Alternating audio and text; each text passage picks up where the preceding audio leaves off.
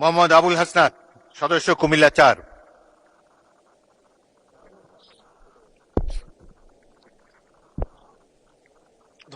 আপনার সময় হলো ৭ মিনিট। ধন্যবাদ মাননীয় স্পিকার। আমার সিরিয়াল অনেক পিছনে ছিল, যদিও আমি আজকে এই সংসদে আমরা অনেক ত্যাগ তিতিক্ষা, আমরা সবার কাছে অনেকের সংগ্রামের কথা শুনি, তারা অনেক লড়াইয়ের মধ্য দিয়ে আজকে এই সংসদটি আমাদের প্রজন্মের জন্য, আসলে আমরা আজকে যা কাজ করছি না কেন সেগুলো হচ্ছে আমাদের প্রজন্মের জন্য। আপনারা যে কাজগুলো করছেন, যে দায়িত্বটা নিয়েছেন, এই দায়িত্বের ফলভোগী বা সুবিধাভোগী কিন্তু আমাদের এই প্রজন্ম। মাননীয় স্পিকার, আমরা খুব আশাহত হই যখন এই সংসদ এত রক্ত, এত লড়াই, এত ত্যাগের পরে আজকে যখন এই সংসদটি গঠিত হয়েছে, কিন্তু এই সংসদ আবার আগের যেই ভিশিয়াস সাইকেল, দোষারোপের যেই সাইকেল, একজন একজনকে বিভিন্ন ট্যাগিং এর যেই সাইকেল, মত দমনের নামে, বিরোধী মত দমনের নামে মামলার যে সাইকেল, আমরা সেখানে আবার চলে গিয়েছি। ক্যাম্পাসগুলো আবার আনরেস্টের দিকে যাচ্ছে, অস্থিতিশীল পরিবেশ সৃষ্টি হচ্ছে, বিরোধী দল মত দমনের জন্য মামলা করা হচ্ছে, প্রতিমন্ত্রীকে ফেসবুকে লেখার কারণে বাসা থেকে তুলে নিয়ে আসা হচ্ছে, হুইপকে সমালোচনা করলে বাসা থেকে তুলে নিয়ে আসা হচ্ছে। আবার আমরা আগের সংস্কৃতিতে আমরা চলে যাচ্ছি, যেখানে মাননীয় প্রধানমন্ত্রী নিজে কার্টুন শেয়ার করে বিভিন্ন স্যাটায়ার, বিভিন্ন মকারিকে প্রমোট করছে, বিরোধী মতকে প্রমোট করছে। সেইখানে এই সংসদ গঠিত হওয়ার পর থেকে আজকে পর্যন্ত 9টা ঘটনা ঘটেছে যেখানে মত প্রকাশের জন্য আজকে বাসা থেকে তুলে নিয়ে আসা হয়েছে। মাননীয় স্পিকার, আমরা মত প্রকাশের স্বাধীনতা চাই। মত প্রকাশের স্বাধীনতা আগেও ছিল, মত প্রকাশের স্বাধীনতা আওয়ামী লীগের সময় ছিল, তবে সেটা সহমত প্রকাশের স্বাধীনতা। আমরা এই পার্লামেন্টের পরে আমরা শুধুমাত্র মত প্রকাশের স্বাধীনতা নয়, আমরা দ্বিমত প্রকাশের স্বাধীনতা চাই। আমরা এখানে দাঁড়িয়ে মাননীয় প্রধানমন্ত্রীর সমালোচনা করতে চাই, আমরা নির্ভয়ে ফেসবুকে আমরা ব্যাক স্পেস ব্যবহার করতে চাই না। কিন্তু আবার একটা ভয়ের পরিবেশ সৃষ্টি করা হচ্ছে, আবার একটা আতঙ্কের পরিবেশ সৃষ্টি করা হচ্ছে। আমরা দেখলাম সিলেক্টিভ এক ধরনের বিরোধিতার পরিবেশ তৈরি করা হচ্ছে। আমাদের সমাজের যারা গ্রহণযোগ্য এক ধরনের পলিটিক্যালি এলিট শ্রেণীর নারীদেরকে নিয়ে যখন সমালোচনা করা হয়, তখন সেটাকে নারীদের বিরুদ্ধে এটাকে বিবেচনা করা হয়। কিন্তু যারা পলিটিক্যালি পিছিয়ে পড়া জনগোষ্ঠী রয়েছে, গার্মেন্টস কর্মী রয়েছে, যারা হচ্ছে এই দেশের অর্থনীতির চাকাকে সচল করার জন্য রাত দিন পরিশ্রম করে যাচ্ছে, গ্রামগঞ্জের নারীরা মায়েরা যারা রাত দিন পরিশ্রম করে যাচ্ছে, তাদেরকে যখন স্লাট শেম করা হয়, গালি দেওয়া হয়, সেটাকে আমরা নারী বিরোধিতা হিসাবে আমরা সেটাকে আমলে নেই না। এই ধরনের সিলেক্টিভ নারী বিরোধিতা করা, এই ধরনের সিলেক্টিভ নারী সমালোচনা করার যে ধরনের প্রবণতা রয়েছে, সেই জায়গাগুলো থেকে মাননীয় স্পিকার আমাদেরকে বেরিয়ে আসতে হবে। মাননীয় স্পিকার, আজকে ক্যাম্পাসগুলোতে আবার এক ধরনের অস্থিতিশীলতা তৈরি করা হচ্ছে। আমি ইউনিভার্সিটি থেকে 2022 সালের অক্টোবরে ইউনিভার্সিটি থেকে এসেছি। আমাদের সময় গ্যাস্ট্রোম গণরুমের কালচার ছিল। আমাদের সময় একটা শিক্ষার্থী অনেক স্বপ্ন নিয়ে বিশ্ববিদ্যালয়গুলোতে যেত। আমরা সেখানে দেখেছি ক্ষমতাসীন দল কিভাবে বিশ্ববিদ্যালয়ের শিক্ষার্থীদের তাদেরকে পুঁজি করে তাদের ক্ষমতা কাঠামোকে দীর্ঘমেয়াদী করার জন্য সেখানে বাধ্যতামূলক সেখানে রাজনীতি করাতো। আজকে সেখানে বিশ্ববিদ্যালয়গুলোতে আবার গ্যাস্ট্রোম গণরুম কালচার চালু করার প্রয়াস শুরু হয়েছে, আবার সেইখানে বাধ্যতামূলক রাজনীতির কালচার শুরু করা হচ্ছে। আমরা দেখেছি ক্ষমতাসীন যারা রয়েছে তারা তাদের সন্তানদেরকে বিদেশে রেখে নিরাপদ ভবিষ্যৎ নিশ্চিত করে, আর মধ্যবিত্ত সন্তানরা যাদের বাবা মায়েরা কলকারখানায় কাজ করে, যাদের বাবারা রেমিটেন্স যোদ্ধা, যাদের বাবারা কষ্ট করে তাদের সন্তানদেরকে বিশ্ববিদ্যালয়ে পাঠায়, তাদের সন্তানদেরকে ক্ষমতালোভী রাজনীতিবিদরা তাদের সন্তানদেরকে ব্যবহার করে তাদের ক্যারিয়ারে ঝুঁকিতে ফেলে তাদের গদি বা পাটাতন শক্ত করার জন্য নিজের সন্তানের ভবিষ্যৎকে বিদেশে রেখে নিরাপদে রাখে, আর পরের সন্তানের ভবিষ্যৎকে নিয়ে ছিনিমিনি খেলে। মাননীয় স্পিকার, আমরা এই সংস্কৃতির পরিবর্তন চাই।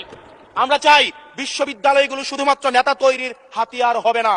এই বিশ্ববিদ্যালয়গুলো গবেষণা, বিশ্ববিদ্যালয়গুলো পাঠ চর্চা, বিশ্ববিদ্যালয়গুলো সেখানে এক ধরনের মনস্তাত্ত্বিক সমৃদ্ধি, এবং সেখানে হচ্ছে আমরা যেখানে গবেষণা হবে সেখানে আমরা বিশ্ববিদ্যালয়গুলো থেকে বুদ্ধিজীবী গবেষক আমরা হচ্ছে বাংলাদেশকে এবং জাতিকে উপহার দিতে পারবো। কিন্তু অত্যন্ত দুঃখজনক বিষয়, আজকে বিশ্ববিদ্যালয়গুলো শুধুমাত্র নেতা উৎপাদন করার এক ধরনের বিশেষ সার্কেলে পরিণত হয়েছে। মাননীয় স্পিকার, এই 36 জুলাই এই তরুণ প্রজন্মকে কি দিয়েছে? বক্তব্যের শুরুতে অনেককে স্মরণ করে আমরা 36 জুলাইয়ে, এই জুলাইতে যারা আহত হয়েছে, 17 বছর ধরে যারা নির্যাতিত নিপীড়িত হয়েছে, তাদেরকে স্মরণ করতে আমরা লজ্জা পাই। মাননীয় স্পিকার, তাদেরকে মুখ দেখানোর আমাদের জায়গা নাই, আমরা তাদেরকে কিছুই দিতে পারি নাই। আমরা একটা কাঠামোগত পরিবর্তনের জন্য আমরা আজকে এই সংস্কার, আমাদের কাঠামোগত পরিবর্তনের জন্য আজকে আপনাদের এই লড়াইটা ছিল, এই সামগ্রিক হাউজের লড়াই ছিল।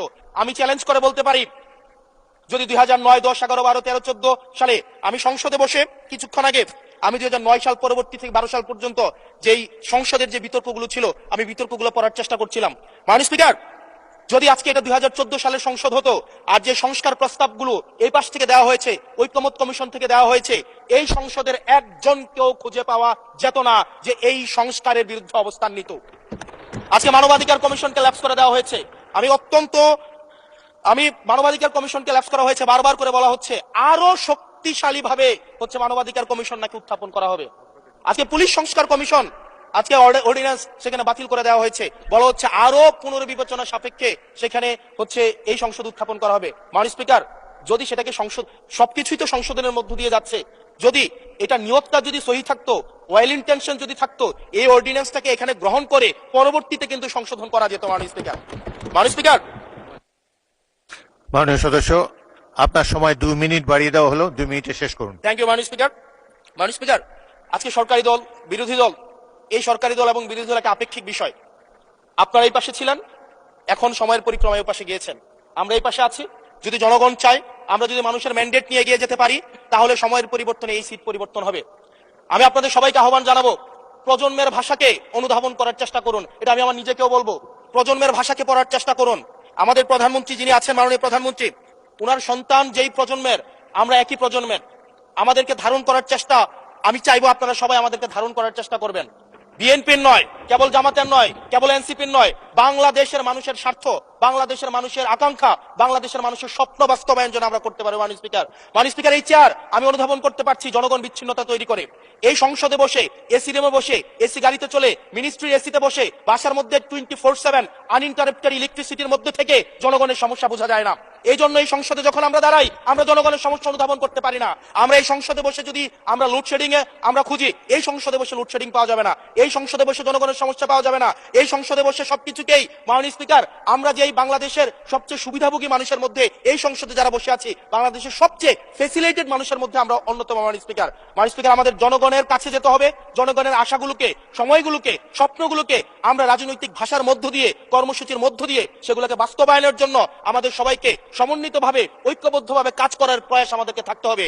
আবার যদি আমরা বিভাজনের রাজনীতিতে যাই, তাহলে সেখান থেকে বিএনপি বেনিফিটেড হবে না, এনসিপি বেনিফিটেড হবে না, জামাতে ইসলামী বেনিফিটেড হবে না, সেখান থেকে বেনিফিটেড হবে আমরা জুলাইতে যাদেরকে আমরা পরাজিত করেছি, তারা বেনিফিটেড হবে। মাননীয় স্পিকার, ধন্যবাদ। ওকে, লাস্ট মিনিট। সেজন্য আজকে এই সংসদে আমাদের একটা ন্যাশনাল এগ্রিমেন্টের দিকে যেতে হবে। আমরা পলিসির জায়গায় আমাদের বিরোধিতা থাকবে, পলিসির জায়গায় আমরা এগ্রিমেন্টের মধ্যে থাকবো, কিন্তু আমাদের একটা রেড লাইন টানা উচিত। এই লাইনটা আমরা ক্রস করব না। আমরা যখন শুনতে পাই যে একটা রাজনৈতিক দলকে নির্মূল করার আহ্বান একটা সরকার দল থেকে আসে, সেই বাংলাদেশে আমরা মাননীয় স্পিকার ফিরতে চাই না। মাননীয় স্পিকার, আমরা এখানে আমরা কনস্ট্রাকটিভ ভাবে পলিসির জায়গা থেকে আমরা আর্গিউ করব, আমরা এগ্রি করব, আমরা ডিসএগ্রি করব, কিন্তু মাননীয় স্পিকার, নির্মূলের রাজনীতি, বিনাশের রাজনীতি, দমনের রাজনীতি, পীড়নের রাজনীতি যদি আমরা বাংলাদেশে আবার পরিচয় করাই, ইন্ট্রোডিউস করাই, সেইখান থেকে এই সংসদের কেউ বেনিফিটেড হবে না। বেনিফিটেড হবে আমাদের সবচেয়ে বেশি যারা আমাদের এই বাংলাদেশটাকে ঝুঁকির দিকে ঠেলে দিয়েছে, সেই অপশক্তি হচ্ছে মাননীয় স্পিকার বেনিফিটেড হবে। সেজন্য আমরা ঐক্যবদ্ধভাবে বাংলাদেশটাকে বিনির্মাণ করি। ধন্যবাদ মাননীয় সদস্য।